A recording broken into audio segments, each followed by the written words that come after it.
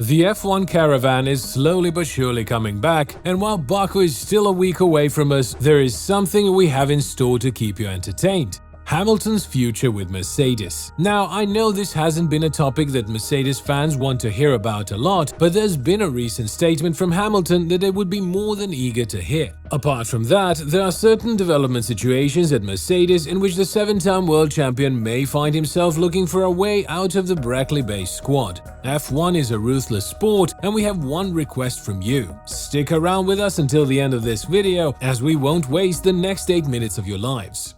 Hamilton is the face of Mercedes, with him winning 6 championships for the team from 2014 to 2020, as one of them went to Rosberg in 2016. We didn't start this video with this fact because there's one thing that we'll talk about later on that revolves around Rosberg, so we have a lot of ground to cover. The Briton is definitely one of the greatest drivers to ever do it in the sport, but for the previous season and in the beginning of the 2023 campaign, the team has failed to deliver a competitive car to both him and Russell to fight for the championship. Although Russell has been able to extract more pace out of the W13 and is currently doing so with the W14 when it comes to the qualifying pace, Hamilton is not the type of driver that you'd want to underestimate when you go into a direct duel with him. That's something Rosberg warned Russell about earlier in 2022, when the younger Briton got the nickname Mr. Consistency due to his constant finishing in the top 5, while Hamilton struggled to finish in the points in Jeddah and Imola. But while the 2022 version of the car was too strong on its rear end, the 2023 Challenger seems like the polar opposite, lacking a lot of rear downforce and having a very strong, pointy front end. All of this has been pointed out by Hamilton, who has been constantly laying out what's wrong with the car ever since the season started. Do I blame him? Absolutely not. He's been publicly talking about all of the issues that are present with the car, but for some particular reason, Mercedes thought that the no-pod side-pod design would work in 2023, as they went to even narrow it down further. Now that they've been convinced otherwise, one couldn't help but wonder, what does this mean for Hamilton? He's definitely proven that he's far greater in this sport than many would think, and his input in how a car should perform and act on the track being neglected for one full year is not going to go down well once he sits down at the contract table with Mercedes.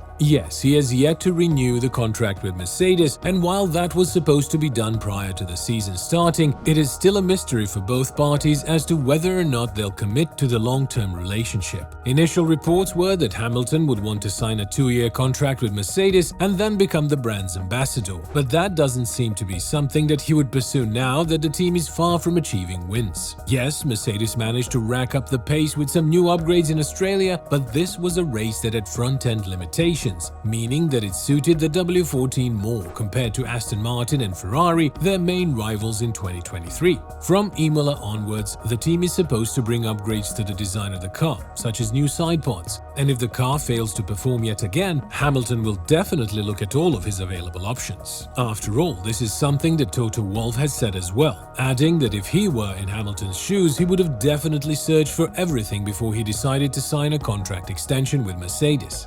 According to a former F1 driver, Gerhard Berger, there's a huge possibility that we'll see Hamilton in Ferrari, the team in which his childhood hero Senna followed. And while this has been denied by Hamilton, something we'll talk about later in this video, it's still something that makes you think about a potential switch between him and Leclerc in 2024. When talking about this, Berger added, "Every racing driver wants to drive for Ferrari once, and almost all the good ones have been there. Ayrton Senna only didn't go to the Scuderia because he knew, I can never win there. Maybe Lewis feels the same way. But if he doesn't get a competitive car at Mercedes, if he doesn't see a place at Red Bull Racing, then it could be that he thinks, I don't want to stop yet, I want to try it again at Ferrari. While this would cause one of the biggest tectonic shakeups in the world, I need to stay realistic and state a couple of facts before I go to Hamilton's statements. The first one being the situation at Ferrari. You have a team that's regressing in form faster than you could imagine, and one of the drivers called out the team for not changing the development path. Vasseur, the team principal, has denied Sainz's request to go down this road because he feels like the Maranello team is just fine with what they have in store, but the results say otherwise. Ferrari is off to the worst start of their season ever since the points were remodeled in 2010. And is this really an environment that Hamilton would want to go to? After all, he's been playing the Good Samaritan role in Mercedes, a team that has been actually making progress, even though it's been a roller coaster ride for them as well. But at least they have a clear goal ahead and they can track their progress. Ferrari, on the other hand, is a team that's known to struggle in different sections, such as the tactics and the leadership, something that I highly doubt can be changed by Hamilton's presence. The competitiveness and the speed of the car, yes, most definitely he can extract more performance out of that car in 2024, but if the team keeps messing up stuff for him like they've been doing for Sainz and Leclerc, that is the last thing that he would tolerate. Plus, Hamilton has been constantly talking about the continuation of the collaboration with Mercedes, and while he's been put on the verge of losing the #1 role in Mercedes by Russell, him falling back from the Brackley-based squad would mean that he gives up on the fight in Mercedes. Hamilton is the last driver on the grid that you would expect to give up on a fight, and in his career there have been 2 times that he's lost a battle to a colleague that sits next to him in the garage, apart from the 2022 loss from Russell, 2011 from Button, and 2016 from Rosberg. When talking about the commitment between him and Mercedes, Hamilton went on to add, "I think, for me personally, just as long as I can continue to help the team, as long as I can continue to help drive the team forward and really contribute, then that's why I want to stay.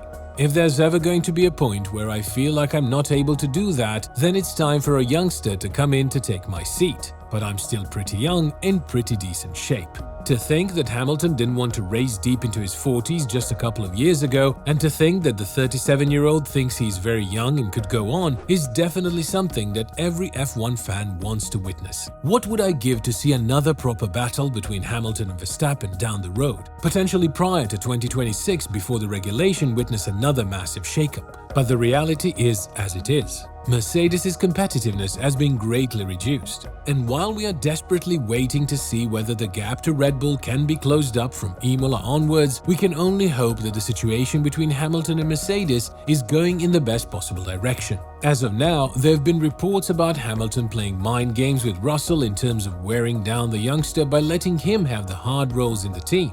So when competitive time comes to Mercedes, it will be all hammer time down the road. That's something that you could expect out of a smart driver like Hamilton, but nevertheless, it's up to us to wait and see whether this will turn out to be the likely outcome of this saga. One thing is for sure, the will is there to continue the collaboration between Hamilton and Mercedes, but as Berger said, no one reveals their cards in F1, and Hamilton won't be an exception to this rule. With this in mind, what do you think about Hamilton's commitment to Mercedes? Do you think that the 7-time world champion will commit to the Brackley-based squad for the following 2 years?